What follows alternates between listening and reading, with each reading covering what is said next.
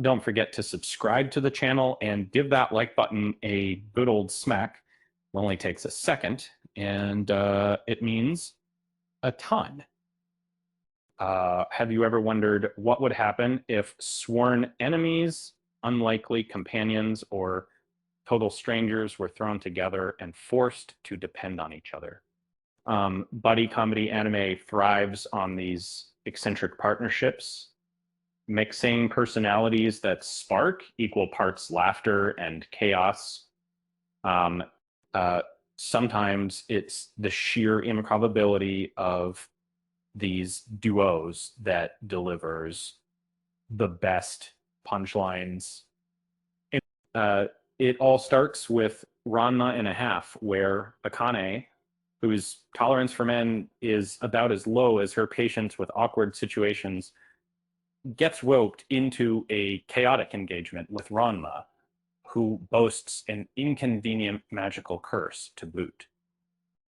Despite constant bickering and enough misunderstandings to fill a warehouse, their friendship unexpectedly deepens, leaving us to question whether opposites attract is more of a threat than a promise. On the flip side, Cowboy Bebop tosses us into the cosmos with a crew of bounty hunters who act less like colleagues and more like a family that can't decide whether to save each other or lock someone in an airlock.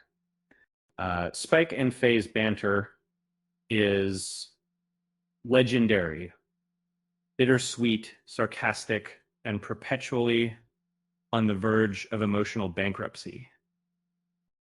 Even side characters grow on you, proving that everyone on Bebop is a vital piece in a dysfunctional puzzle. Next up, Kami-sama Kiss, where Namami, fresh out of luck and out of a home, thanks to her dad's gambling, inherits a divine post and an even more irritable fox familiar named Tomoe. And sparks fly mostly in the form of verbal jabs and wild adventures until camaraderie softens Tomoe's prickly edges, surprising both of them. And their Castlevania gives us Trevor and Alucard, one all grit and booze, the other ice cold and mysterious. Their partnership tests Sypha's patience. And honestly, who wouldn't lose it? But their shared dedication and dark humor make them a memorable buddy act, even if they'd rather arm wrestle a demon than hug it out. The Yakuza's Guide to Babysitting heads a different direction.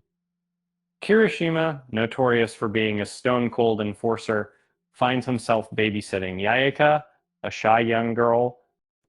His reputation as a tough guy gets a soft reboot, and fans revel in seeing the softer side of this supposed monster as he figures out nap schedules and lunchbox drama instead of Yakuza turf wars. Spy Family brings its own twist. Yor and Lloyd pretend to be married for their secret missions, but end up play acting their way into supporting each other, even if their closest confidant is a dog named Bond with an extreme sense of timing. Their teamwork is fueled by half-truths, deadly skill sets, and enough awkward moments to fill 5 seasons. Over in the Apothecary Diaries, Mao Mao winds up working in the Imperial Palace and quickly becomes indispensable, whether she likes it or not. Her relationships with Lady Gyokyu and the enigmatic Jinshi are as complicated as the palace's politics, but her wit and unusual talents draw these influential figures closer, making for some highly entertaining dynamics. Yakuza Fiance flips the script on romance. Yoshino, born in a Yakuza family, is betrothed to Kirishima, a man whose wild card persona is anything but romantic. Instead, he hovers around her more like a hyperactive puppy, resulting in an unpredictable friendship that's as entertaining as it is exasperating. Buddy Daddies introduces a pair of assassins who accidentally become the guardians of a little girl, Miri, with one playing the careful planner and the other the soft-hearted chaos magnet. Their attempts at parenting are both sincere and hilarious. And turns out found family never looked so wild. And finally, the vampire dies in no time, breaks all vampire cliches.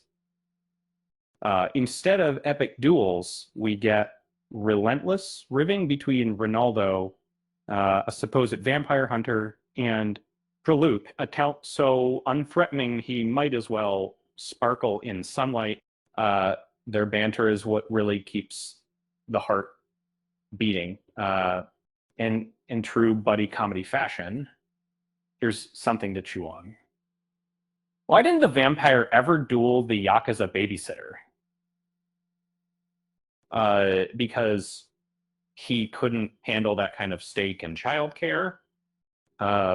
With that said, thanks for watching, and until next time, we should be operated in the exercise, and we have a non-message offer operated French paper.